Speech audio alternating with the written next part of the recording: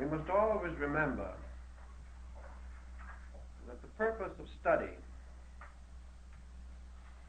is, at least in part, the fact that we do not have all the answers. We are not attempting merely to communicate that which is already clearly known, but to search in the mystery and maze of the world's experience for things that are not too well known, in the hope of bringing clarification. And by clarification, we mean to bring forth out of ourselves additional resources with which to cope with the unknown. What we call growth, as far as knowledge is concerned, is the gradual conquest of mystery, in which by degrees we become sufficiently informed and sufficiently astute in our own contemplative faculties so that we can approach the unknown with organization and help to simplify and clarify various doubts that may previously exist. So when we begin to study the planetary theology of ancient peoples, we are not in possession of all of the facts that we would like to have available. Two problems are presented by this situation. In the first place, we are not certain that ancient man was in a position to articulately clarify his own position. A great many of his findings were held intuitively by a kind of knowledge which does not base itself upon the strict processes of reason. In the second place, between antiquity and modern man is a waste of time, a tremendous desert of distances. We are no longer able to think as he thought, to understand what he understood, or to build our conclusions upon the reasonable courses of events which were sufficient to his needs. Thus, between the uncertainties of origins and the additional confusion caused by the destruction of ancient records, and also by the loss of our true living knowledge of ancient languages, we must present certain reservations on this problem. But with this group of reservations, we have also certain evidence, by means of which we may reasonably deduce or even induce that certain things were almost certainly true. And perhaps by contemplating the network of symbols, we shall begin to appreciate or apperceive the principles behind the patterns which we can now contemplate. We must not assume that antiquity was all-knowing, nor must we assume that antiquity was all ignorant. We must recognize that there are things we know that they could not have known. But there were also things which they knew internally, which remain unknown to us because we are no longer naturally and internalizing people. They had certain interior illumination, which seems to have led them far in the search of essentials, whereas the outer light of our thinking has carried us vast distances into things not so essential. For instance, we begin our problem this evening with the problem or study of the seven deities, or as Plutarch refers to the mystery, the seven-rayed God. Why was the seven so vastly significant a number in ancient times? How does it happen that this number coincides with what the ancients called, consisting of 5 planets we know today and 2 luminaries? These 7 bodies, in peculiarly close relationship to the earth and appearing to move around it, have for the longest period that we know been highly symbolical and highly significant in relation to theology.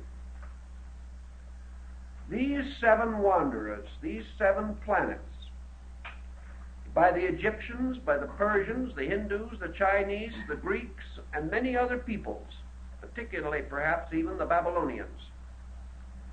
These 7 planets were always identified with 7 deities. These 7 deities, in all these different groups, divided and organized themselves under practically the same patterns. And the powers of these deities, regardless of the names by which they were known, were identical. Thus the number 7 comes to us with a tremendous and almost awe-inspiring pressure of validity. We know, for example, that there were 7 principal deities among the Chinese. But their astronomy seems to have been a little better than ours of the ancient world. For they had the 5 ancestral gods corresponding to the planets. And they also had 2 other deities corresponding to the sun and moon. You will remember that at the time of the Annunciation of the birth of Confucius, 5 old men entered in a vision, carrying or leading among them the Kirin or Kiling, a magical animal, a kind of unicorn. And these 5 announced the coming of the great sage. At the time of his birth, it is said, these 5 old men were on the roof of the house in which he was born. Now, the Chinese emperors, for at least 2,500 years, have celebrated the mystery of the 5 old men. And they were definitely and distinctly the planets. These same Chinese people also intimated 2 mystery gods that were concealed behind other symbols. Perhaps these mystery gods were the 2 planets that were later to be discovered, Uranus and Neptune, concealed beneath the symbolism of the sun and moon, which served temporarily to complete the septenary. But we also know that in the Buddhist doctrine, there were 7 primary Buddhistic powers. These 7, the great eternal bodhisattvas, are never represented, however, in their fullness. We have only 5.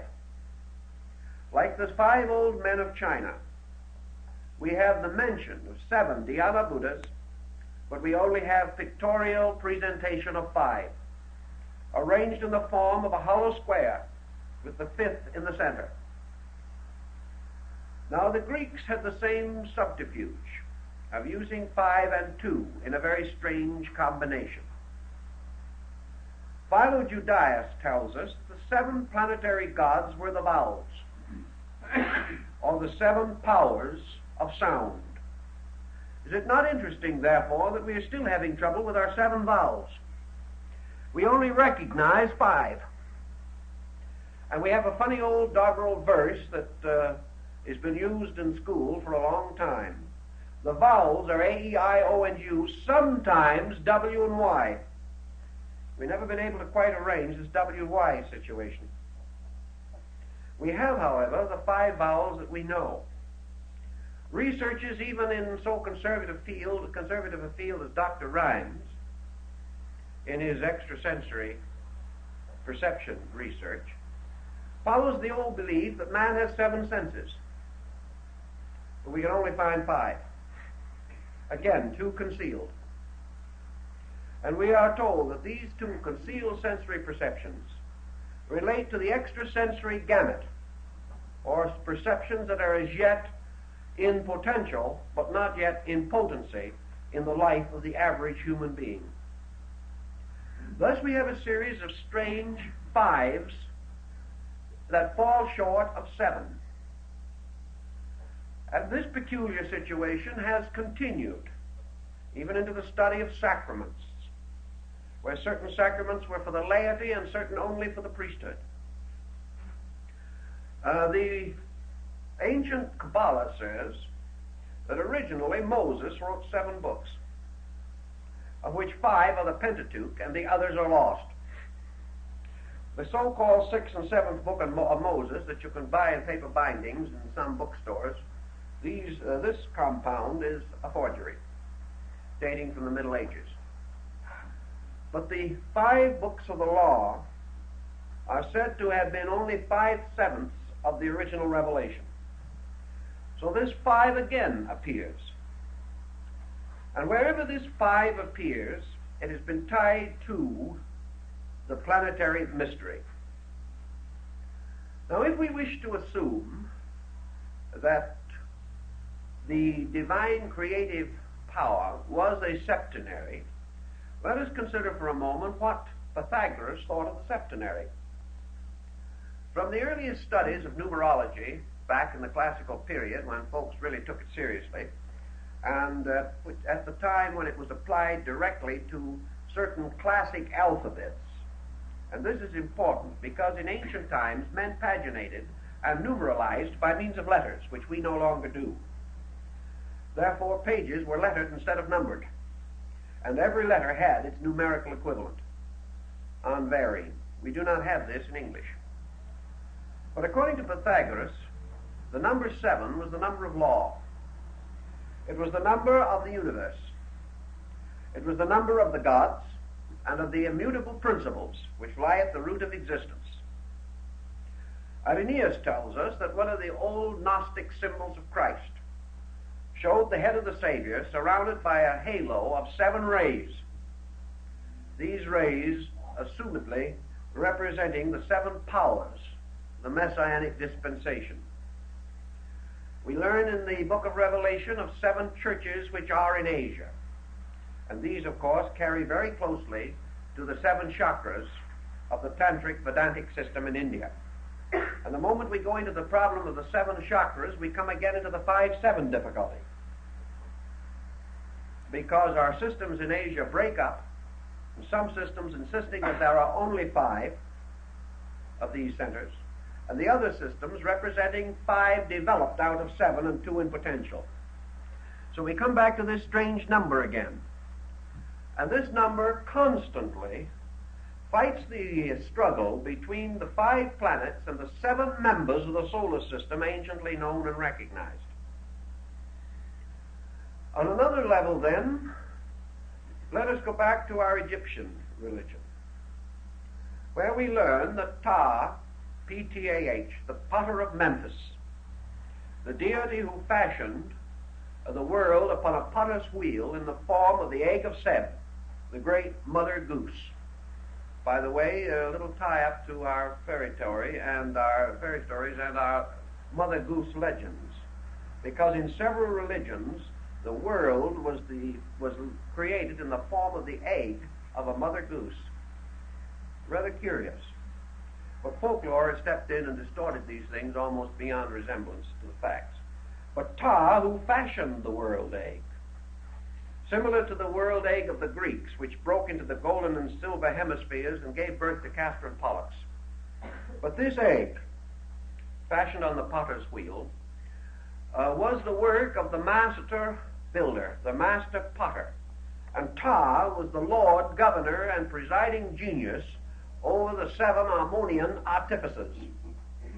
And these Harmonian artificers in Egypt were dwarfs, mysterious little beings represented glyphically as gnome-like figures, each of which held in its hand a bare knife, held in this kind of a position, upright knife.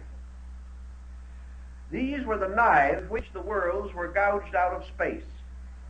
And the 7 Harmonian artificers are said to have come out of the earth near the site of the Great Pyramid. They were the ancient ones, the formitors, the fashioners of things. And there were therefore among the Egyptians beliefs about the 7 creating powers or laws. In the ancient Kabbalah, the creating fiat or word was spoken in the form of the 7 vowels. two of which, again, were mystery vowels, or secret letters, which could not be known, and for the deficiency of which the great name could not be restored, captured, or preserved. In the Jewish early works in Genesis, we find in the opening chapters the Elohim. And the Elohim are the seven creating powers of the great deity who is said to have fashioned the world in the opening chapters of Genesis. These are the spirits of God that moved upon the face of the deep. Their number was identical with that of the Harmonian artificers of Egypt. They were the powers or creating attributes released by the speaking of the word of creation. And this word was always a word composed of vowels. So we go back to the mystery of the 5-7 vowels.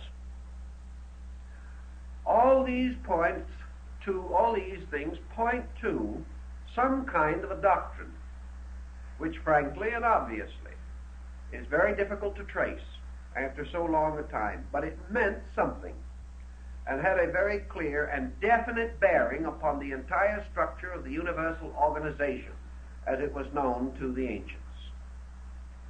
Pythagoras, in defining this mystery of the seven, goes on to relate it to the seven powers of universal generation. And in explaining this, he tells us, and Plato later corroborates him, that the soul was a numerical mystery patterned in the geometry of seven. That the soul of man actually consisted of 7 parts and an 8th sphere. Now this 8th sphere also arises in the ancient religious doctrine. The 8th sphere appears in the Gnosis and in the recent discovery of Gnostic books in Egypt, probably the most important religious find in the modern world, far more important than the Dead Sea Scrolls. These books, incidentally, were found earlier, slightly earlier than the Dead Sea Scrolls, but are not as well known. In this Gnostic collection, we have a very great deal of information bearing upon the esoteric use of numbers and of the various deities and principles that are represented by them. Pythagoras, who was perhaps one of the outstanding leaders of the study of number-letter relationships, pointed out that man in contemplation, energizing within himself but not speaking the vowels, that this energization moved into various relationships to himself, so that in thinking or internally sounding these vowels, he had the sense of their forming a pattern around him in space.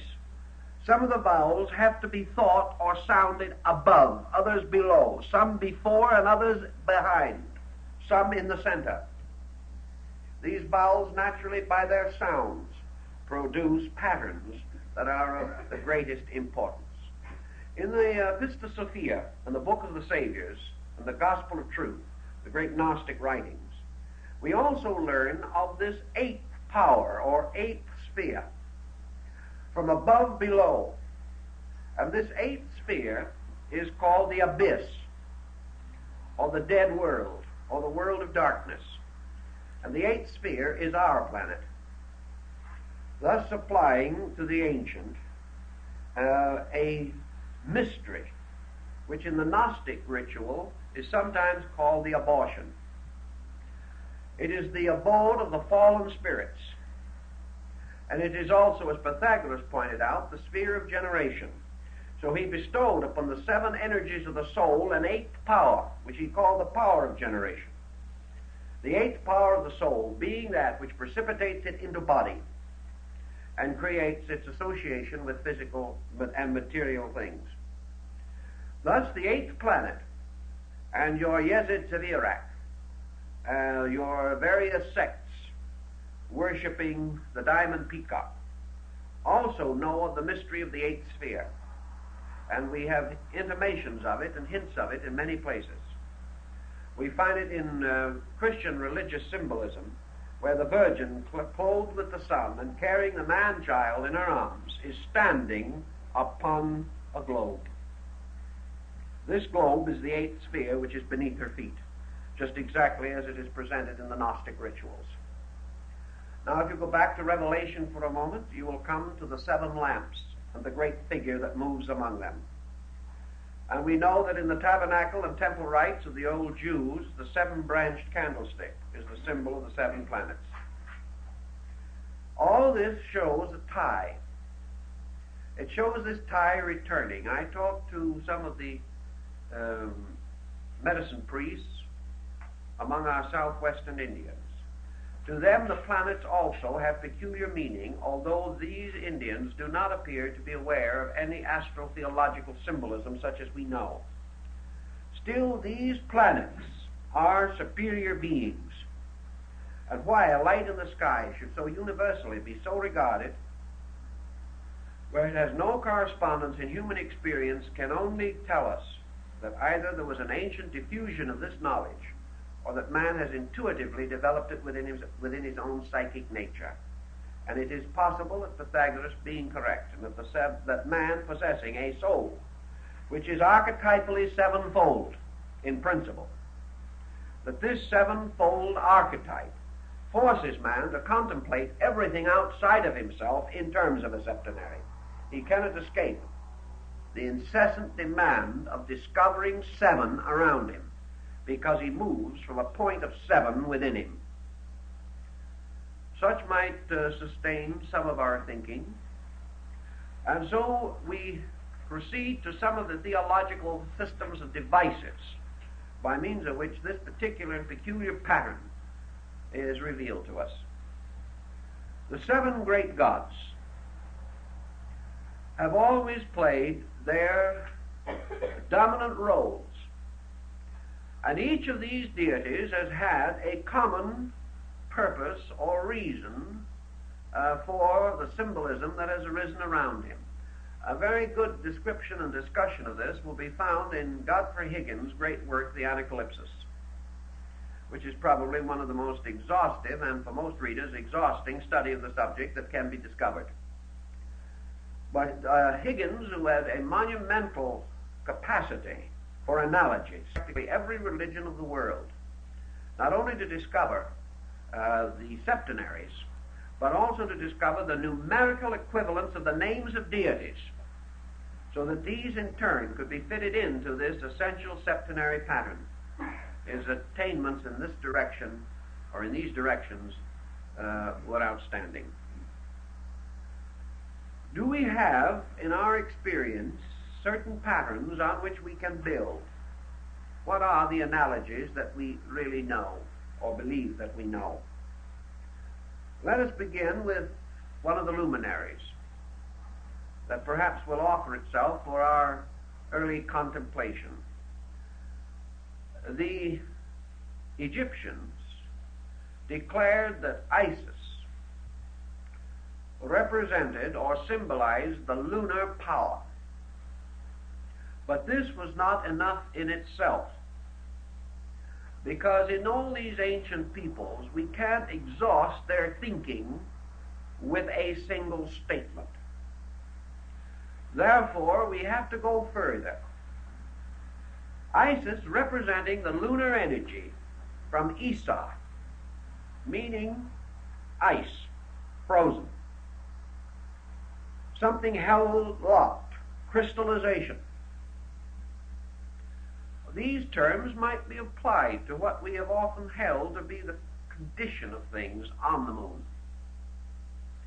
But Isis, as the lunar mystery, represents the moon in the form of the generative impulse of the moon as mother, the moon as the source of fecundity, the lunar cycle, which is particularly preserved and was anciently religiously noted as being tied to the menstruation cycle, the cycle of fertility and of generation. Now the moon, we know, has two phases or qualities which are particularly noticeable. Namely, that it increases and decreases in light, and that it is at sometimes full and at sometimes totally invisible. Also that it may appear as a crescent or as a partial sphere. So the Egyptians had two deities, the white and the black Hathor, to use in connection with the lunar phases. And the black and white Hathor governed or ruled the underworld. And the underworld, of course, now, for our thinking, is our eighth sphere, or the earth. This is the underworld of Plato, to which men come not go not when they die, but come when they are born. For this is the purgatorial, the underworld, right here among us, as we are gradually coming to realize more clearly every day. Now, Isis has a sister whose symbol is called Nephthys, from which we have our word naphtha. Now, Isis has always as her symbol the empty throne of the sun god, and Nephthys has as her symbol a bowl, a hollow bowl. The hollow bowl, of course, is the symbol of the earth, because the earth is the receptacle of energies, according to the ancients. It is the mysterious cup which catches the wine of the Eucharist, or the wine of life. The earth is the sangreal, which contains within itself the sangre real, or the blood of the king. The earth is the receptacle, just as the physical body of man is the receptacle of the principles which make him a living thing. So Nephthys represents the earth, or the lunar energy, in its physical potential. So the moon and the earth are sisters. And if you go into the ancient astronomy, you will be able to suspect that this could well be true. And in your East Indian doctrines, the affinity between the moon and the earth is very close and might be regarded as a relationship, such as that between Isis and Nephthys. Now, in the other systems, we find other deities representing this. We have, for example, Diana, who is the great lunar deity of the Ephesians and Etruscans and other Greeks. Her bow is the lunar crescent. She is the huntress. She is hunting for the deer, and is often found or represented in ancient art throwing her javelin or firing her arrow into the flank of a stag. The deer, of course, is an earth-moon symbol, and has always been so represented, from the deers on the Yggdrasil tree of Odin to the deer that pulls the sleigh of Santa Claus. The deer has always been a symbol. It has been a symbol of imagination. It has been a symbol of the various processes over which the moon has dominion. The lunar goddess, then, plays many parts among many peoples. She is the huntress. She is the generator or generatrix of the world. She is the great mother. She is the mother of mysteries. She is the symbol of experience, of the lunar ancestry, the things that came before, the night into which a man turns at death, and the night of time from which he was born. The night-moon symbol is very, very prevalent among ancient peoples. We also have the Indian symbol of Maya, or illusion. And Maya, Mari, Marie, Maya, all of these things are water symbols. The proper name for pure water would be Virgin Mary. Maya is illusion, represented in India usually by the reflection of objects upon the surface of water. Mirage, caused by water in the atmosphere. As a water symbol, the moon is the origin of life, because ancient peoples knew that life came out of the primordial slime. This slime was in the Greek and Chaldean mysteries referred to as Elos, or mire, the primordial slime from which the monsters of Besorah's history, the Phoenician account of Genesis, these monsters came out of the primal slime. Elos is the root of the word Ilium, and Ilium was the original name of Troy, the city that was conquered by Ulysses.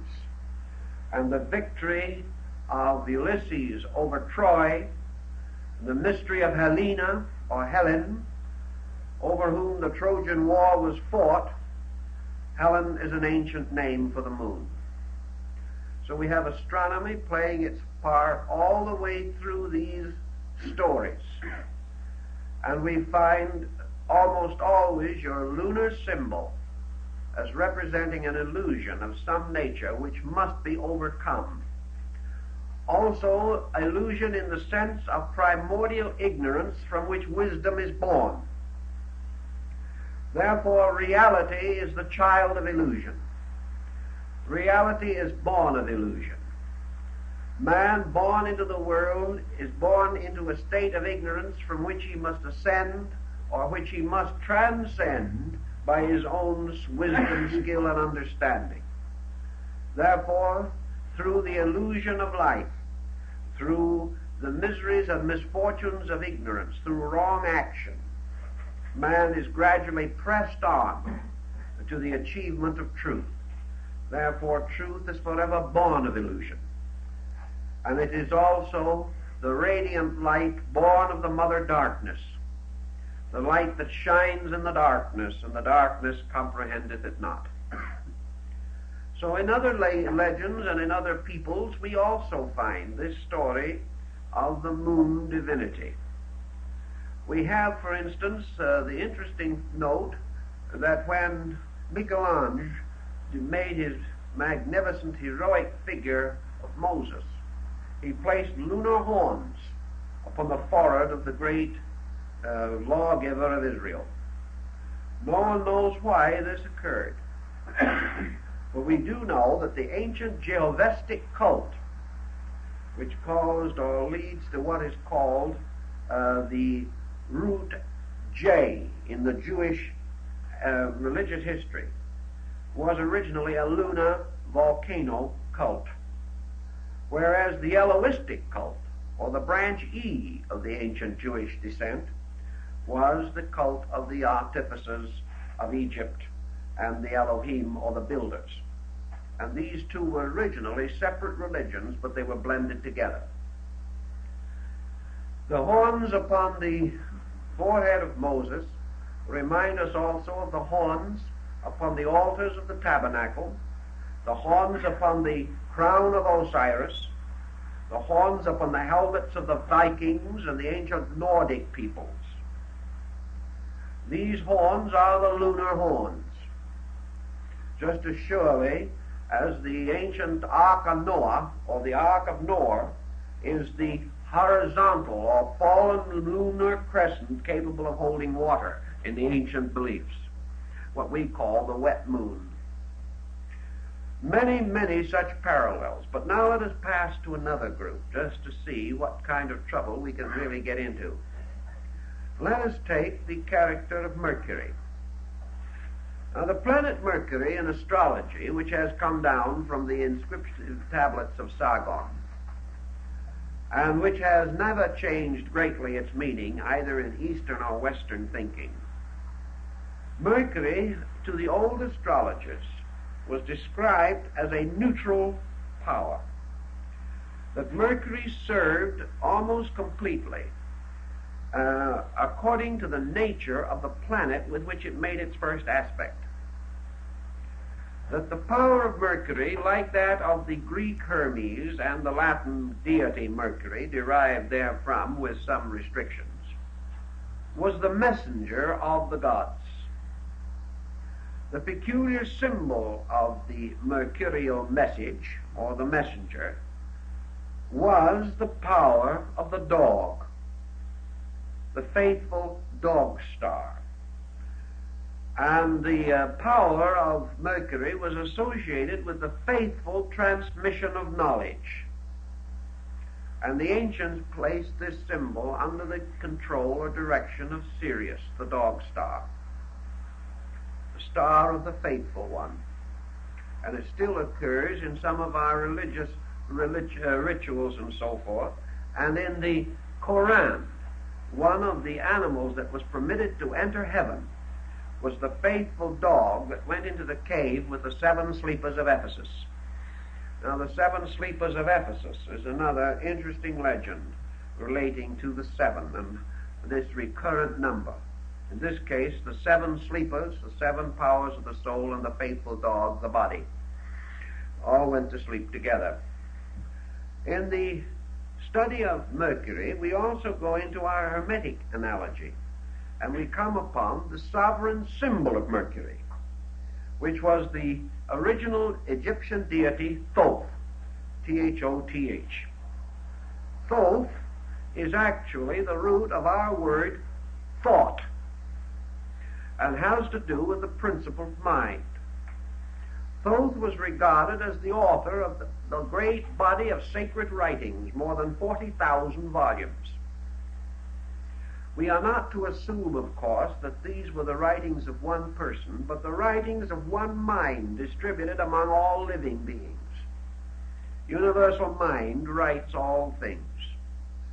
The Thoth, or Toat, of the Egyptians later became the Thoth Hermes of the Osirian cycle, and this in turn the Hermes Trismegistus of the later Hermetic teachings which arose in Alexandria about the beginning of the Christian era. Thoth's symbol is a stylus and a writing tablet. He is the symbol of the faithful recorder of things. He is the one that receives the messages of the gods and faithfully preserves them for all time. He is therefore the symbol of the messenger. He arises as Merodach in another group of religions, Babylonian. He is also preserved to us under the form of Nebo, the deity from which the great kings of Assyria and Babylon, such as Nebo-Belshazzar, derived their name. They based their names upon this deity Nebo. It is also interesting that when Moses died, he died on Mount Nebo. And Nebo was the Mercury of these people, also represented with the stylus and the writing tablet, and in the Babylonian cuneiform described as the Lord of the writing table. The Lord of the writing table. And Moses died upon Nebo. And Moses himself is remembered particularly because of the 2 tables of the law. These analogies get dim in interpretation, but the roots of them are very important. In India, the planet Mercury is called Buddha. And this is another very interesting situation. Mercury is also associated with the day Wednesday in the Nordic mysteries, associated with Odin or Wotan. And Wotan again occurs among the Quiches of Central America as their ancient navigating deity. Mercury or Buddha is represented in one of the Indian Buddhistic paintings as seated in the midst of the planets, acting as their messenger or servant. Buddha's power as Mercury therefore ties with the possibility of the philosophy of mind. And we know that Buddha, from the beginning of his ministry to the end, preached the danger of the wrong use of mental energy. Mercury in modern astrology is said to show the relationship between the mental energy of the individual and his ability to express himself through the sensory perceptions. Mercury, therefore, rules the five senses, which Buddha calls the five hindrances. Buddha was locked to the struggle to the death, practically, with the problem of those parts of man's constitution which are under the control of Mercury. Thus, the religious symbolism and the philosophical symbolism tie together.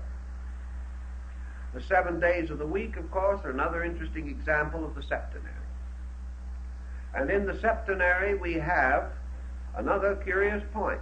If you go around the world following the sacred days, you will find that for one of the religions of the world, every one of the days is sacred. This is a good point, because it might remind us of the fact that all 7 days are equally sacred in the first place, and that it is only our own limited virtue which forces us to restrain our good deeds, particularly to one day, because we haven't enough of them to go around. It's like, Mother's Day or something, the only day we can really work up a lot of enthusiasm on the subject. The whole thought is wrong. Now, for instance, in the Muslim faith, Friday is the sacred day. In the Jewish faith, Saturday. And in some of the early Christian faith, Saturday. Now, if we want to go back into the fight, we have to realize that we still have, in the Christian world, a tremendous struggle going on as to whether Saturday or Sunday is the correct day of worship. The other 5 days we're sure of, and here we have 5 out of 7 again. And 2 that we can't be quite certain as to what they should represent. But Venus is the ruler of Islam. And the crescent of Islam is not the crescent of the moon, it is the crescent of Venus. And as far back as 2,500 years ago, the observers in the valley of the Euphrates had discovered that Venus is never visible to us as a circle. It is only visible as a small moon, never full, but attaining maybe 2/3 or 3/4 of its fullness, but never complete, and usually visible only as a crescent. So the crescent of Islam is the crescent of Venus, as is indicated by the 5th day of worship, and also by the color green, which is the sacred color of Islam, which is precisely the color which was assigned by the ancients to Venus. So each religion, seemingly, breaks down upon this pattern. Here we have Friday, the religion of Venus; Saturday, Friday, the religion of Islam; Saturday, the religion of Israel; Sunday, the religion of Christianity.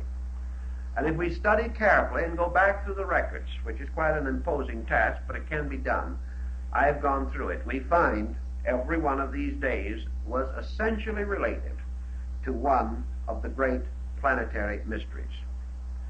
Now, you have seen, perhaps, or at least have read in the paper, the story of the 7 wonders of the world. I'm sure if you saw the picture, you are as completely uninformed on them as you were before. It's a nice idea, but it did not quite gel. Too much economy in the wrong places. But anyway, we do know there were 7 wonders. And we do know that these 7 wonders, whether anyone recognized it or not, were the 7 wonders of the 7 planets. Now let's just see how that worked out. We'll consider the wonders of the world. Remember now the key words of the 7 planets in astrology. Saturn, the ancient symbol of death. Among the wonders of the world, the mausoleum of Halicarnassus, the great tomb, built in memory of the dead. The next one, Jupiter in the planets. The Olympian Zeus, one of the 7 wonders of the world. The next one, Mars, fire. The Pharos of Alexandria, the great lighthouse. The 4th one, the sun, Helios, the Colossus of Rhodes, the great figure of the sun god that stood over the gates of the city, or the harbor of Rhodes. Venus, the hanging gardens of Semiramis, queen of Babylon. Mercury, the great pyramid of Giza, sacred to Thoth Hermes, the master of the mysteries, and the moon, the temple of Diana of Ephesus. These were the seven wonders of the world. Diana, a moon goddess. So every one of the seven wonders, built by different peoples at different times, were by some strange circumstance dedicated to a different deity, never overlapping, and these seven correspond exactly with the planets. And there can be no question that somewhere underneath that there was an intent or design of some kind.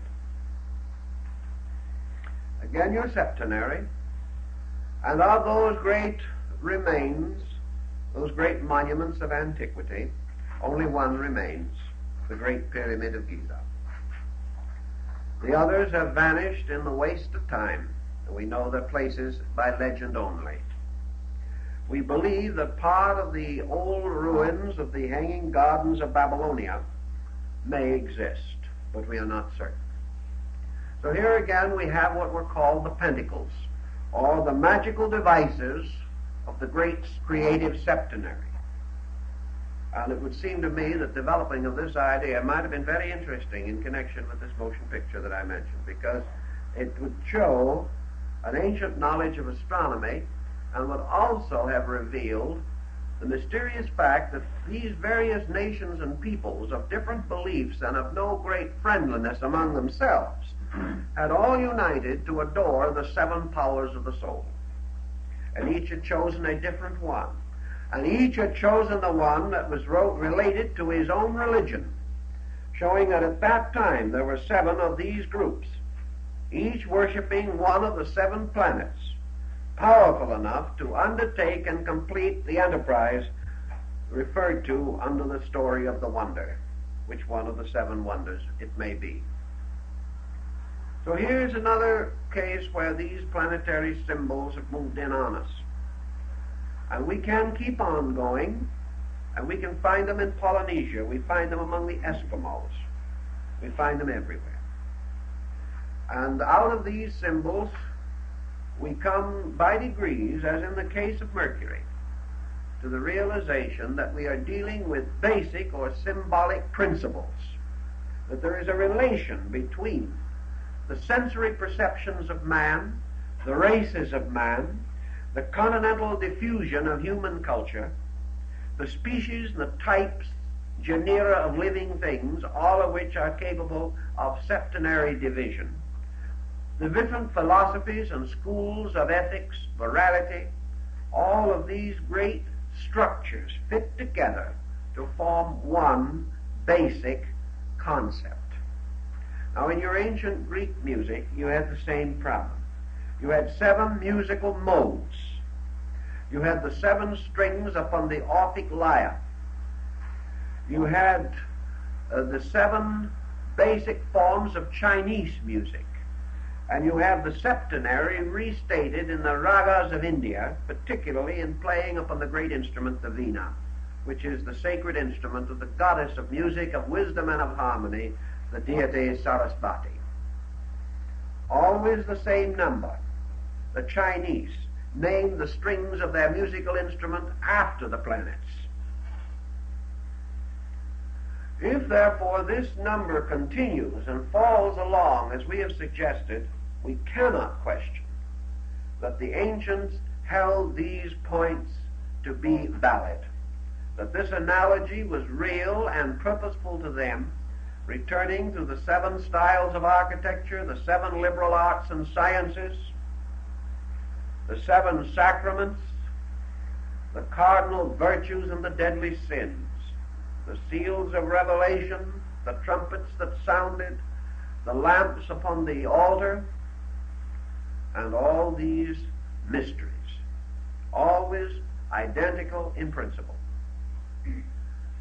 Now let us take another one of our groups of symbols and see what we can do with the deity Osiris.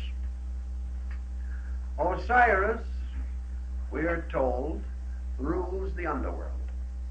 You all know, we've written about it and talked about it many times, the legend of Isis and Osiris as it is contained in the account by Plutarch, one of the best and one of the earliest authorities that we have.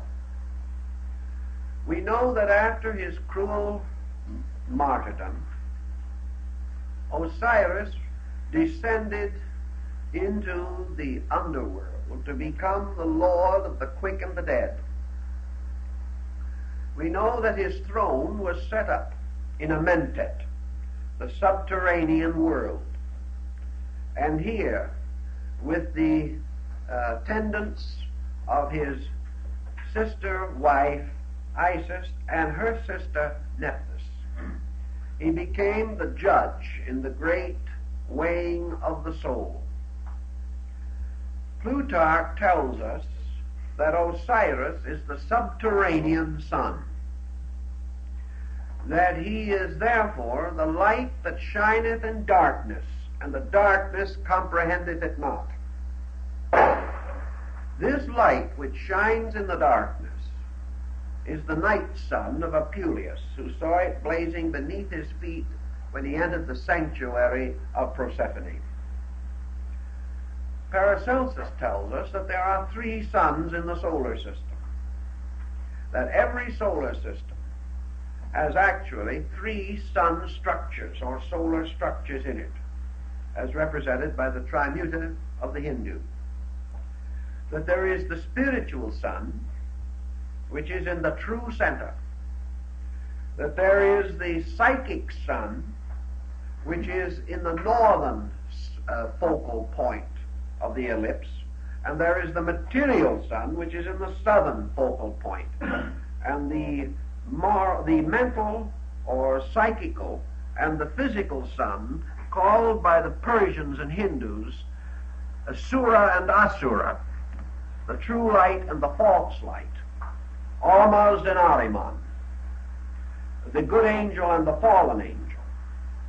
These are the 2 suns which fight for control over the human soul. They must ultimately be reconciled in the true radiance of the spiritual sun, Ahura Mazda. So we have the 3-sun mystery. And the terrestrial or subterranean sun is the physical sun that we see in the sky, because it is that phase of the solar mystery which is concerned with manifestation of material life.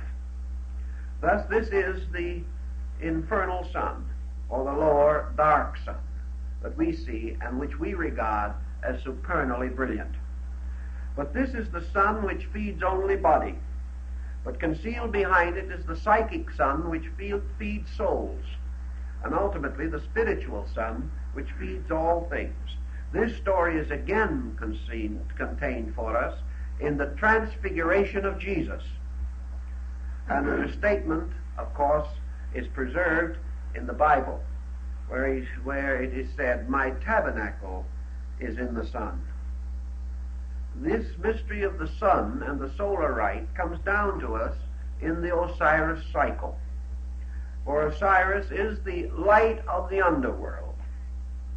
And in man, this light of the underworld corresponds to the solar energy within himself, with his heart, and with the life principle as it is physically disseminated through his constitution. Now, in man himself, there are 7 organs, 7 vital organs, which the ancients associated with the 7 planets.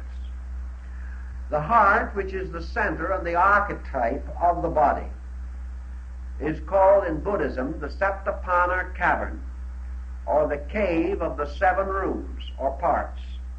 For the ancients recognized 7 structures consisting of auricles and ventricles and related parts. And of course the auricle in the heart is also the oracle of Delphi.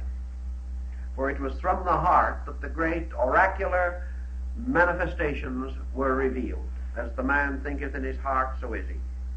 The heart is therefore the oracle, placed in the center of man's earth, which is, of course, the omphalic stone at Delphi. In this mystery also, the Hindus tell us that there are 7 parts of the brain. And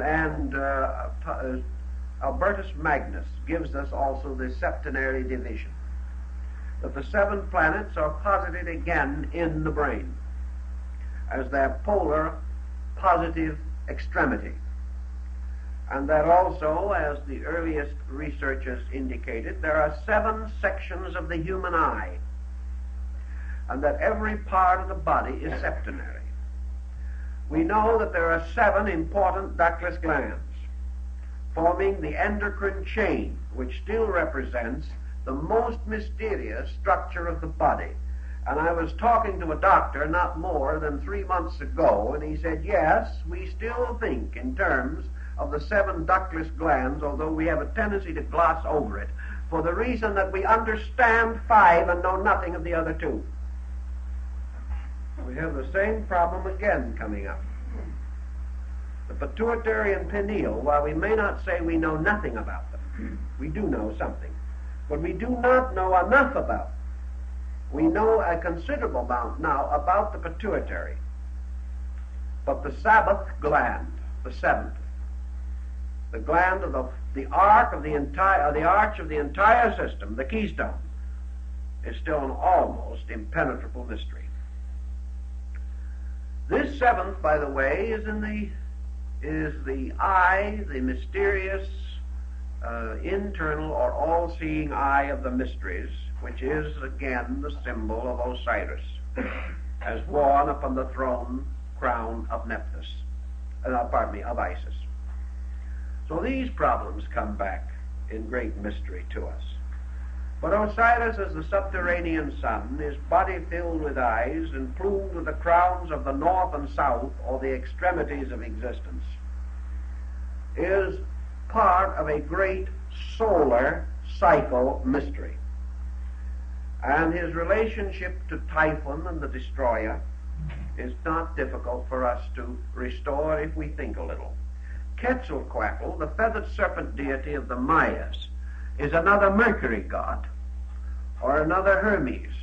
And under the heading of Hermes, we have practically all the messengers of the gods. Now let's give a little thought to our old friend Jupiter. Jupiter, or Zeus. One of our problems today is that we are almost totally ignorant of the most interesting mythology that we come in contact with, and that is the Greek.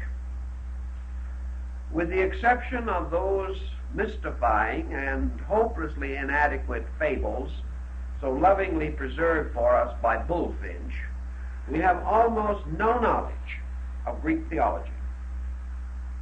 We have some fables and legends of Jupiter riding around in space in his chariot, or changing himself into a bull and carrying away Europa. These things are comparatively meaningless as we are now given them, but that they are meaningful must have been true. Otherwise they could not have held the admiration and respect of a people. Therefore, when we think about Jupiter or Zeus, we have very little understanding of the development of the great theological system to which this deity belongs. We do not, for instance, realize that under the name or form of Jupiter is perpetuated the third person of the great creative triad of the classic Greeks. This triad consisted of Uranus, Cronus, and Zeus. And Zeus, being the third deity, was also the third form of the sun. In other words, the subterranean sun. Jupiter is therefore the creative power of the material world,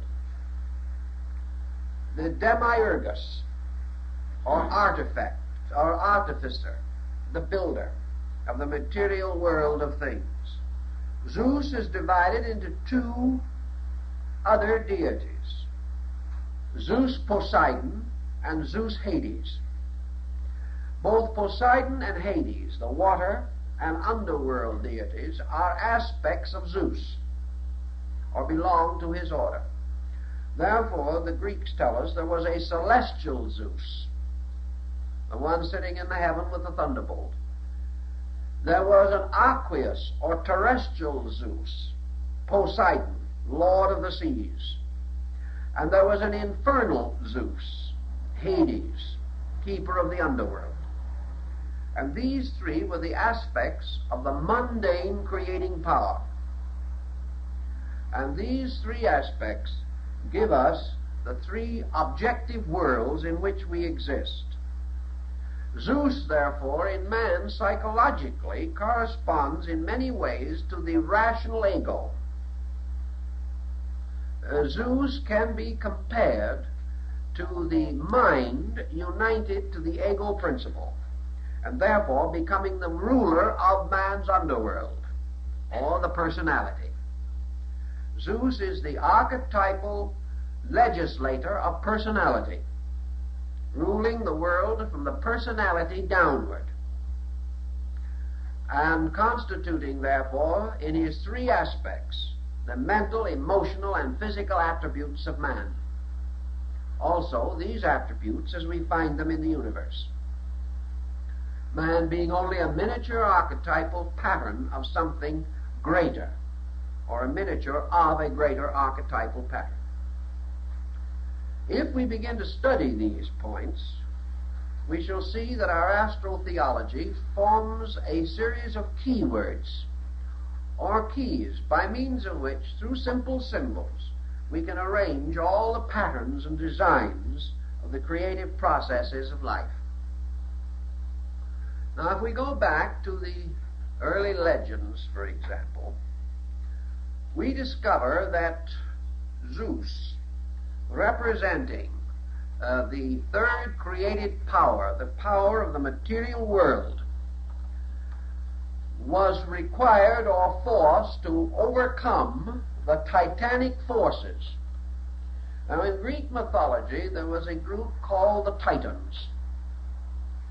And the Titans are the ones who stole Dionysus, or Zagreus, the son of Zeus, took him out into the fields of space, killed him, boiled his body, and ate the flesh.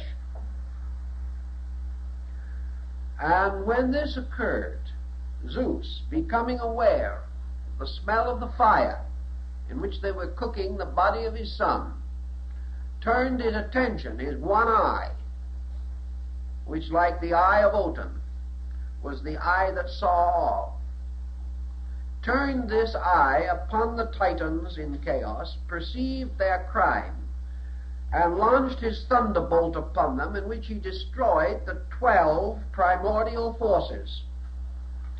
He then took the ashes of these forces, containing within these ashes the burned blood of his own son, and from these ashes formed the bodies of mankind. Therefore, man contained within himself the 12 titanic principles and the blood of Bacchus, the blood of the atonement. For the wine of the Eucharist is the blood of Bacchus Dionysus, the god of the vine, represented usually bearing the vine or grape wound staff surmounted by the pine cone, which of course was the symbol of the endocrine chain, with the pineal or pine cone gland at the upper end. Dionysus, therefore, becomes the blood of the god in man, and the sacraments and ceremonies relating to this are part of the Greek mystery of the Eucharist. Now, in this situation, the Titans, astrologically and astrotheologically, represent the primordial power of the 12 constellations. They were the Titans. They represented the great field of space in which a solar system is to be fashioned. The Titans luring Dionysus out into the mystery of space, slew and devoured him. Or the power of the constellations devoured the light of the sun god, the progeny, the projected sun power. The solar mystery then slew with its rays, the thunderbolts, the titanic power, and fashioned from the constellations the body of man. And we have what? The little cut-up man on the almanac front, with a fish under each foot, and a lamb over his head, and a twin on each arm, and a crab on his chest. Really a most disfigured creature, but still highly symbolical. This was the old-fashioned zodiacal being, whose body was composed of the zodiac, and whose soul is derived from the blood of Dionysus, the only begotten of the creating power. We have another group of symbols rising in the legend of Castor and Pollux. We are told, for instance, in the primordial Greek myth as is preserved for us in the Theology of Hesiod, the great creating or creation myth, which almost everyone interested in these subjects should read Hesiod. We are told that in the beginning there was the eternal power, the eternal being, undimensioned, unlimited, and that within this power were two root principles, the Pythagorean duality in unity. And these two powers were called ether and chaos. Ether was of the nature of love, and chaos was of the nature of place, unorganized. The motion of ether upon chaos, or of love upon place, caused ether, which was eros, the principle of love, or life, or energy, moving upon the mystery of space, caused the whirling of space.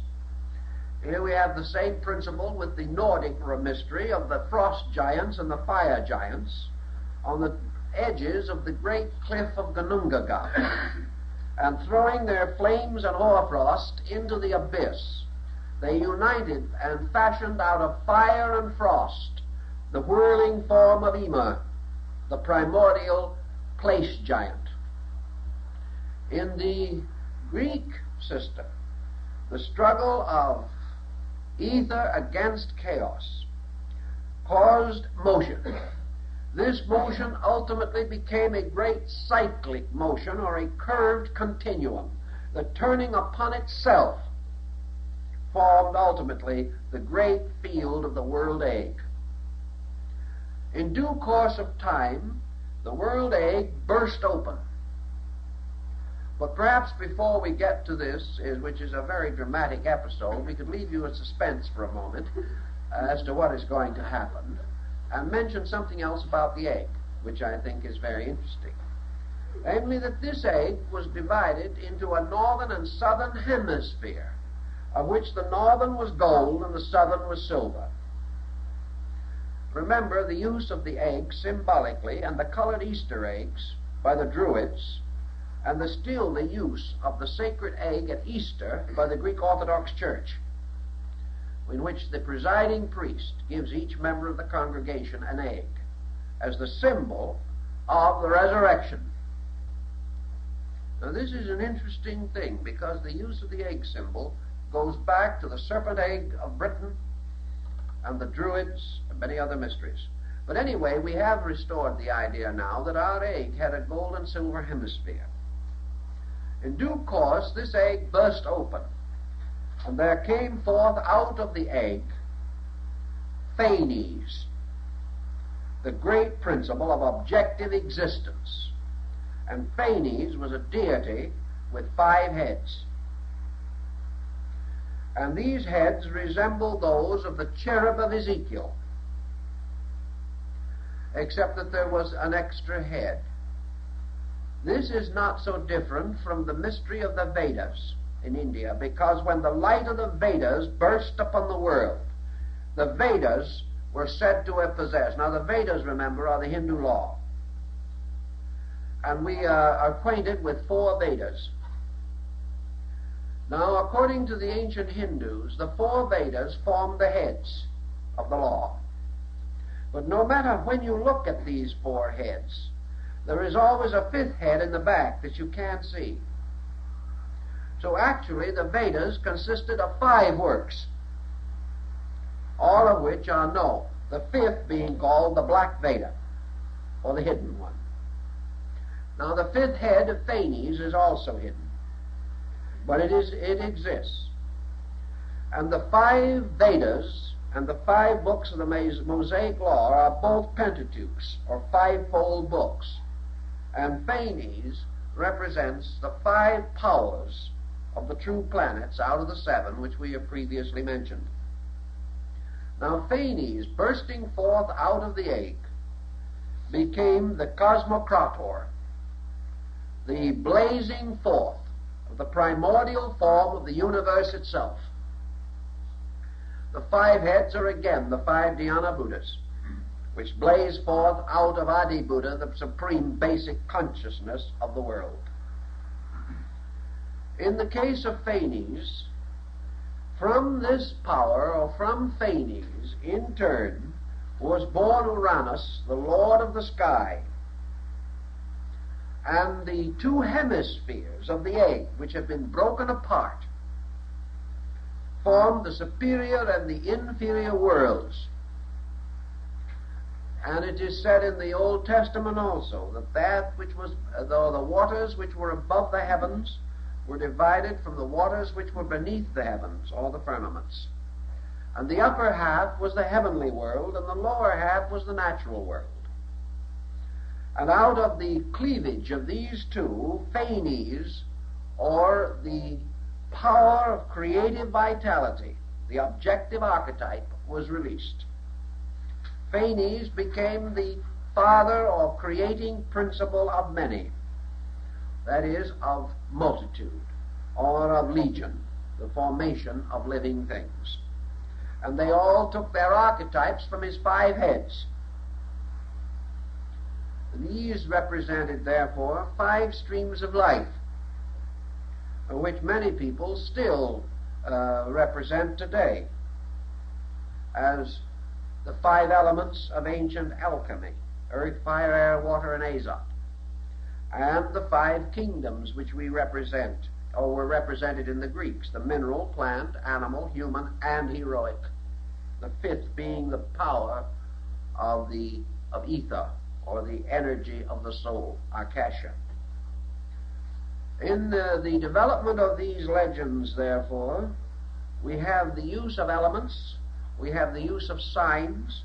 4 of the heads of Phanes represent the fixed signs of the zodiac, which in turn become the great cross of the fixed signs upon which the sun is crucified. Find them in China, the earlier doctrines behind the rise of the great system of the kings. And I don't mean rulers, I mean the books, the kings, like the Shu King, the Tao Te King. These great books, which began from the reign of the Emperor Fu He, the earliest historic emperor. We know from the legends of China that prior to this, the Chinese people venerated the stars and built their great system upon the stars.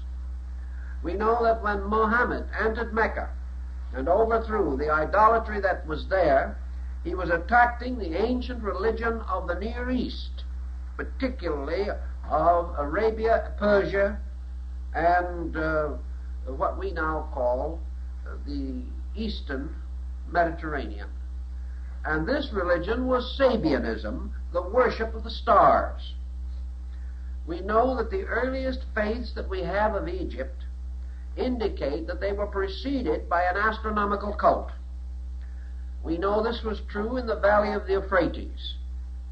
In other words, all of our religions, as we know them, rose among people who had previously worshipped nature, the heavens, the earth, the seasons, and similar sidereal phenomena.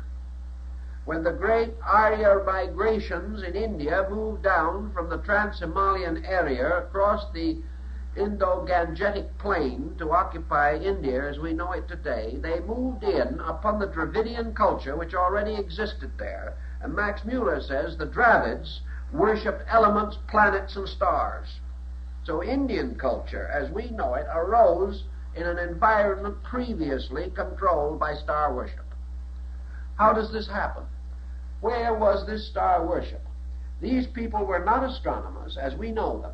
They did not have the equipment. They could not have known the universe as we know it today. Yet their background was the worship of heavenly bodies, elements, and things of that nature. Several groups of researchers have tried to solve the basic mystery that this presents. And we always come back to the same inevitable, namely that the impression of these patterns arises from the constitution of the human being himself. Therefore, within the psychic field of man, as Paracelsus so broadly hints, there must be a concept according to the number 12, the mysterious dodecahedron, or 12-faced symmetrical solid, which to Pythagoras was the symbol of the universe. This has to exist as an archetypal energy symbol within the human being, the ultimate recognition that all things that happen within 12, or within a 12-fold diffusion of potential, and that this 12-fold diffusion of potential, the eternal space, has as its symbol, space equals 12. Now, how it equals 12, our own intuitive nature may not tell us. But when man thinks space, or man experiences space, he receives the instinctive impulse of 12. 12, therefore, is the absolute symbol of potential in number, and was so accepted by the Pythagoreans. Potential is that which rests forever in abscondita, or within itself, invisible, unknown, unchanging. And space, eternity, being, unconditioned, must archetypally, psychologically, be signified by 12. The motion of potential into potency, the emergence of things, causes the 12 powers to burst forth into the form of a septenary. And one of the greatest mysteries of ancient Hindu mathematics was the possibility of dividing the 7 creative gods equally into the 12 creative powers without a remainder. And that was a fine mathematical problem, and it was solved. It is possible that 7 can be distributed evenly through 12, and at the same time neither the 12 nor the 7 fractionalized in any way. This was one of the old calculations of the Hindus. I've seen the calculation made. It can be done. But by this means, therefore, 12 eternally moving into 7 causes a septenary, no two parts of which are the same. Therefore, no one of the septenary contains the same relations of the 12 elements, nor all of them. Thus we have 7 basic potencies, or powers, which are the objectifications of the 12 potentials. And this moving from the state of 12 in suspension to 7 in projection constitutes creation. Creation, therefore, emerges as a septenary. Now, the septenary in this case is mysterious for 2 reasons. And in order to understand this mystery, we must again go back to our ancient peoples. We know that they recognized 5 elements. And we know also that they recognized man as consisting of 5 parts, yet they always called him a septenary. And in order to create the septenary in the personality of man, it was necessary for the Hindu to divide the emotional nature of man into 2 parts and the mental nature, giving a septenary involving 2 forms of mind, higher and lower, and 2 forms of emotion, constructive and destructive. But this was not the original intention. This was again the blind, or the subterfuge. In the creation of a solar system, according to the ancient Hindu astronomers, each of the planets has 5 bodies, and they share together the 6th and 7th bodies of the sun. Therefore, the sun, as a field of energy, surrounds the planets, and the 6th and 7th body of each planet is part of the solar body. So there are 5 distinguishable planetary bodies. And the sun then has its own 2 indivisible natures or qualities which permeate the other 5, forming again this mystery of the 5 and 2. Because the 6th and 7th bodies of planets are not individualized, but are within the 6th and 7th orbits of the solar mystery, or in the womb of the sun.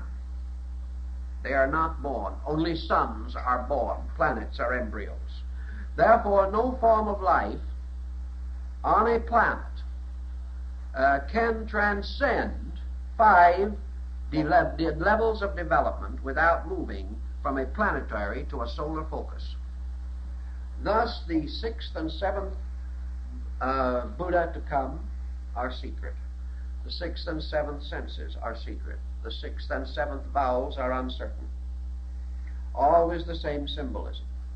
And in this, the ancients used the sun and moon as the parents of the world, the marriage of the sun and moon producing man, as symbols of these 6th and 7th bodies, which later will be clarified through the release of these perceptions after man attains the 6th and 7th level of consciousness within himself. But the fact that man must accomplish this by universalizing his own nature is indicated in Buddhism, Hinduism, even in Christianity. For universal consciousness, cosmic consciousness, true development of illumination, or the complete perfection of the mystical experience, means that the consciousness of man moves from the 5 planetary levels which can be reached by the senses to the 6th and 7th which belong to the sun. For the sun is the Messiah and the mystery center of the solar system, and the 6th and 7th degrees of consciousness have to transcend matter, whereas the other 5 are within the power of matter. So these calculations were made long ago. We wonder sometimes how they were made, but they were. And they have survived to influence every thought we have had since. Now some will say, and perhaps with a measure of sense of justification, therefore, that when we explain all of this, we are only going to explain the way man thought in the first place, and we still have no way of knowing whether it's true or not. That even if man had all these conceptions, are these conceptions valid? I think the answer to that lies again in our effort to understand how these conceptions came into existence. What is validity? Is validity to be based merely upon a physical scientific approach to a subject which cannot be so approached, and for which we have no instrument of any kind? The moment we transcend the phenomenal experience of living, we are out of the sphere of science. We can go far off into space and hunt for the orbits of other planets, but we are still on the level. We are not escaping from the 5 zones which belong to planetary consciousness. to escape from those zones, something has to happen inside of us. We have to find the mysterious door in heaven, which John found, and proceed out of the sphere of effects into the consciousness of causes. This is your sixth and seventh mystery. And in the human being, the sixth and seventh part of his own energy field he shares with all other human beings. That is why it is possible for man to attain not only brotherhood but identity. This brotherhood cannot be attained on the lower levels, but if man has a certain experience of consciousness, he can become unified with all others of his kind, because in every species the sixth and seventh part of the septenary constitution is shared by the entire species. Thus we all move from individuality to universality as we ascend. Man seeking for these integrities, for these values, can therefore only find them by the personal experience of these causes. So this brings us to another interesting group of analogies. The ancients believed that when the law, the Torah or the Veda, or whatever you want to call it, was placed into the hands of the great messianic teachers, of which 7 are of particular interest and integrity as the founders of the great religions of the world, that these powers not only fashioned the bodies and structures of these religions, but as one of the old Rosicrucian adepts symbolized in an ancient work that he did, he represented this mystery by by 2 interlaced triangles in the form of a 6-pointed star with a dot in the center. In each case, he placed one of the planets in the center and the other 6 in the circumference points. And changing the center one each time, he found that with 7 he could bring all of the planets once to the center, and then he would have a circumference, and in no 2 cases would the circumference be exactly the same, because a different one would be in the center.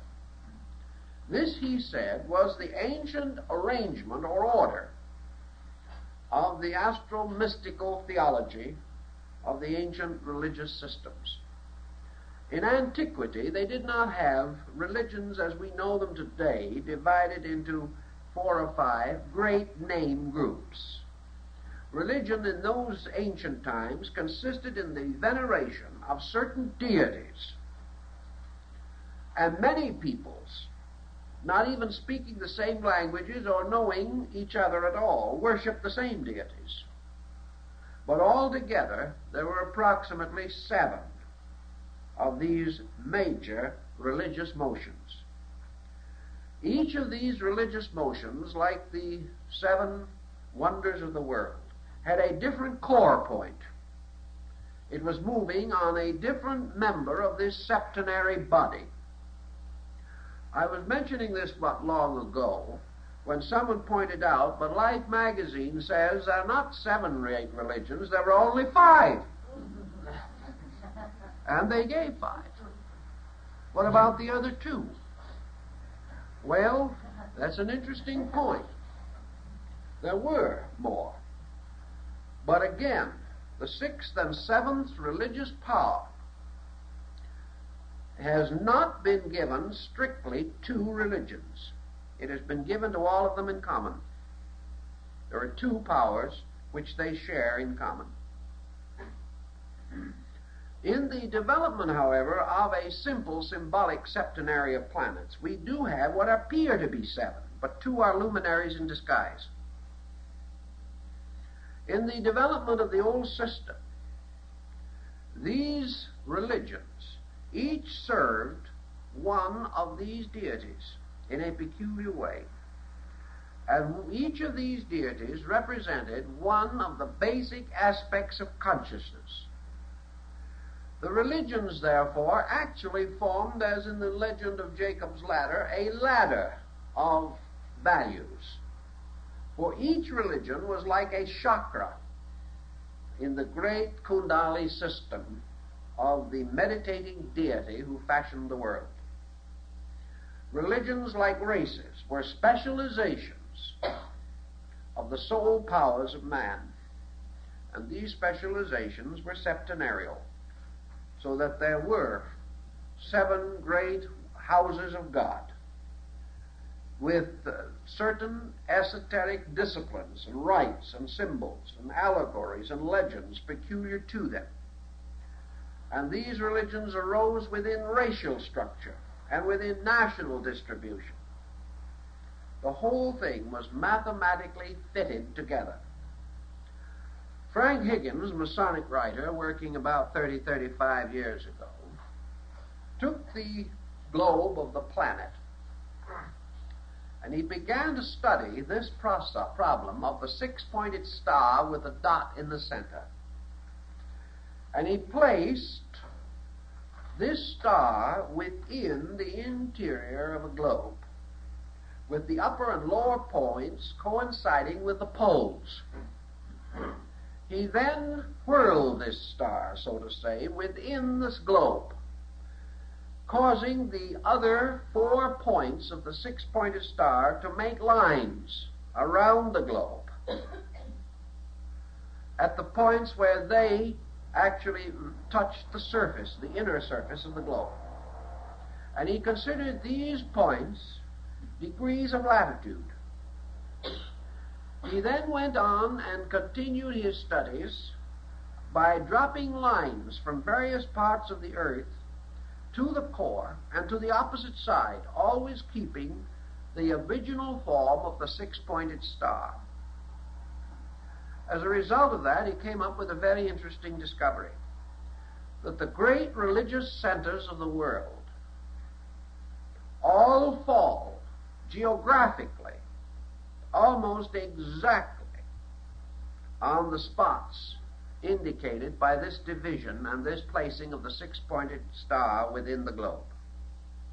In other words, if you drop a line from one of the great centers, like the Great Pyramid, right straight through the earth, you go through another center, world famous as a religious institution.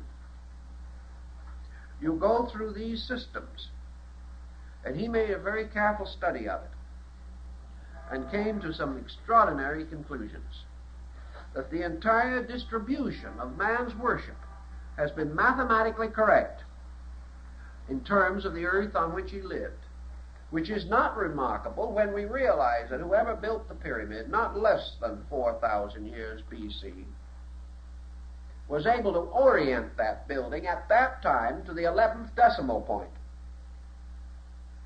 We could hardly do it today without a great deal of calculation. Anyone who could do that must have had a profound knowledge of something, particularly of the art of construction and building and of mathematics and astronomy. So these people had some basic concept of these things. Now the old peoples, the wise peoples of long ago, have another answer to this problem. Namely that in a very remote time, say the Hindus, there descended upon this earth the Rishis, or the great ones. That they were the immortal sages, that they had grown up and become wise and perfect in ages of culture and civilization long before the creation of man, or perhaps even the creation of the solar system. That they were the products of great previous evolutionary cycles, and that they were the ones who placed these first findings at the disposal of man. Therefore, that man did not discover them. He was given them. And that gradually these ancient ones departed and left man to the continuance of the knowledge which they had bestowed. That is an ancient Indian belief, East India. There is also the story that the ones responsible for these achievements of man were essentially the lunar ancestors, or the Petris, and that they belonged to the previous cycle of life prior to the creation of the earth, which was while the moon was a live world. And that from these distant and remarkable sources this knowledge came. we say this is legend. But we're still confronted with the problem of how were these things discovered? And why is it that with thousands of years of work we have been unable to disprove them with all that we claim to know? And that step by step, as we move forward, we go back to Plato, back to Pythagoras, and back to these ancient calculations. We have our choices. We can psychologically say that these ancient ones, the Rishis and the sages, represent the potential of our own superconscious. We can say that before man developed his own sensory institution, which we call personal consciousness, while man was still without an objective integration such as we know, that he was still not ignorant, because the preconscious, or that which came before the objectification of his present intellect, contained so much more than his present consciousness is capable of estimating. Man's consciousness, like the little nursery rhyme, sort of came out of the everywhere into the here. And it knew much more when it was everywhere than it does now. Therefore, that man's superconscious or preconscious state was one of extraordinary intuitive awareness, and that the so-called Rishis, the ancestors, the ancient teachers, were really his own superconscious parts. And that while he was still without intensive physical integration, these internal resources were available to him. He could consciously know inwardly, because what the Tibetan calls the eye of the Dhamma had not closed. We had not locked inner vision. Now, assuming psychologically for a moment the possibility of this line of thinking, let's see what has since happened. For the last several thousand years, man has gradually been developing a colossal neurosis. And this neurosis, as anyone realizes who thinks about it, is an abnormal situation arising from false thinking, false standards of value, and misuse of energy. All these things together add up to make the trouble. This neurosis places man under such a pressure of objective intellectualism that he can't even keep quiet. His mind has become a tumbling ground for whimsies. He is full of notions and opinions and very few actual dynamic facts. Let us assume, therefore, that this great objectification of man, in which his internal moved outward to meet the pressure of environment, has developed a kind of mask, a persona, in which he has built a wall of defense around himself, and behind this wall he has passed into a state of intensive frustration and neurosis. Thus, by degrees, the very faculties which should have saved him, should have assisted him to master the world, have turned upon him and destroyed him by their own false use. As a consequence, he is now restricted almost completely to a traditional descent of knowledge passed on from one person to another, or to a series of scientific discoveries which can never escape the three dimensions.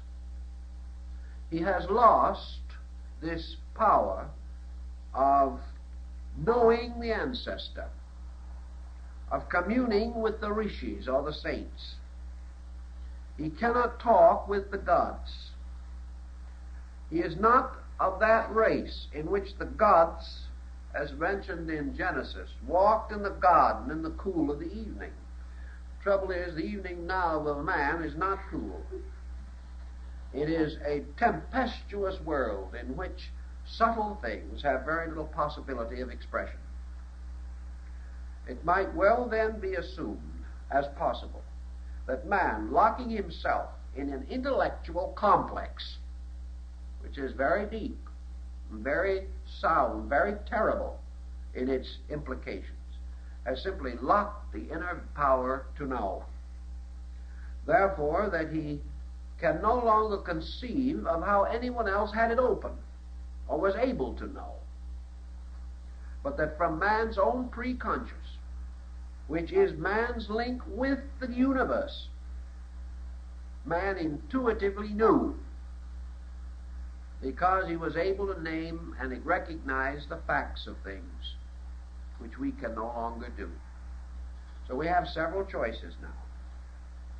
Either that man, in his ingenuity, was able to make these objective analogies and disseminate them in one way or another throughout the world, and that man, perhaps having a kind of mind not so different from the mind of any other man, that all men might have come to the same conclusions even though they had no contact, and that in a certain degree of the rise of a culture, its people always come to identical findings. This is true in principle, but there is one definite drawback to this particular concept, and that is that while individuals do come to the same basic ideas, we have another testimony that we can't overlook, and that is that they gave the same names to those ideas.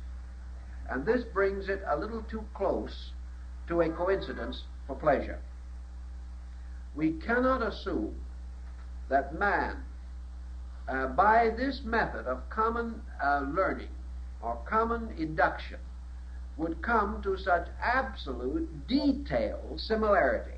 He might come to the same general idea, but he would clothe it differently. Now, there's another point in connection with that. We know that mythology has been clothed differently because of longitude and latitude, and that peoples with different religions and in different lands and in different distributions of climate have used different symbols for their religions throughout history. Therefore, if they lived as the Nordic people did in a very severe climate, their doctrines took on the severity of that country, whereas those living in tropical or temperate zones had much less stress in their ancient religious symbols and legends. Yet regardless of zone, regardless of climate, regardless of all other factors, the beliefs of these principal cosmological factors were never changed or modified by climate or anything else. Also, there is a very interesting situation in which the astronomical phenomena of the earth, seen from different points, differs. And yet, the symbolism which is developed by these different people is the same and has not been deflected by these historical, astronomical, sidereal differences. So we have to go even deeper than this to find the answer. And the only answer that we seem to be able to locate is that man's solar system is a cell, it is a structure, it is a witness to law. That the ancient analogies of the Hermetic doctrine were basically correct. That man can understand the solar system because he is one. And that the solar system can be experienced by human consciousness because man's consciousness is a miniature of it. And therefore that man has within his own awareness that which is analogous to everything outside of himself. Thus, through the study of his own nature, he can come to grasp the laws by means of which universal motions and energies are maintained. Thus, he can experience a structure vaster than himself because the pattern is identical. The difference is quantitative, but the qualitative factor is the same. And Pythagoras pointed out in his mathematical studies that when quantities differ sufficiently, we suspect the difference of qualities, but this is not true. But that quantitative differences obscure qualitative identities. But actually, qualitative identity always exists. Thus, man, by extrasensory perception, as we call it today, or by intuitive knowledge possessed prior to the obscuration of consciousness by sensory development, might have been able to archetypally know all things and name them according to their true natures. Then when he finally went to sleep in objectivity, these subjective things passed backward into a kind of dream state. Then your religious mysteries and your great mystical institutions and your ancient ceremonial rites came into existence, and they were rites of dreams. They were created to artificially force man away from the objective focal awareness to which he had become addicted. The ancient priesthoods worked with trances. They even used narcotic drugs. As the American Indian mystic did, they used fumigations, and a very common device among ancient people, fasting, by means of which the sugar content in the brain was reduced, causing the tendency to psychic phenomena. But all of these things that were done, like the reveries of the psychological analysis, were disciplined efforts set up by religion and philosophy to release the preconscious state of man's knowing through initiation, through ceremonies and rites, so that man could again attain the availability of the true knowing locked behind false knowing. If such could be conceived to be the case, I think we would then understand this archetypal system and recognize that our so-called astral theology is simply a shorthand system, a system of symbols, by means of which the individual, by using symbols for ideas, can mathematically and geometrically restore the basic formulas of existence. And he has warmed these formulas beyond mathematics by bestowing upon them not only number, but moral, emotional, mental, and ethical dimension. Conveniently doing this by creating divine beings to symbolize number.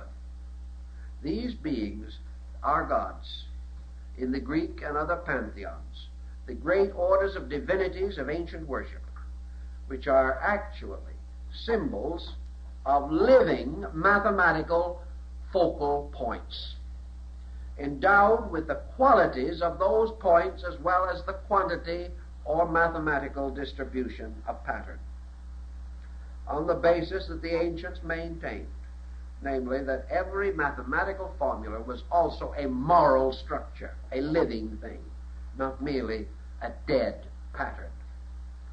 All this type of thinking might give us a clue to the archetypal astronomy and how it has affected our religions and why it cannot apparently be removed from religion, and how religion has continued to build on it even though it has ignored it, and continues to preserve it even though it might preach against it. And so, denying these things in many instances, religious and philosophical systems continue to use them, never for a moment intending to stop using them, because the pattern, the circumstance requires this formula, although we do not like to acknowledge where it came from. So out of these considerations, perhaps, we'll get ourselves ready for some more heavy weather next week.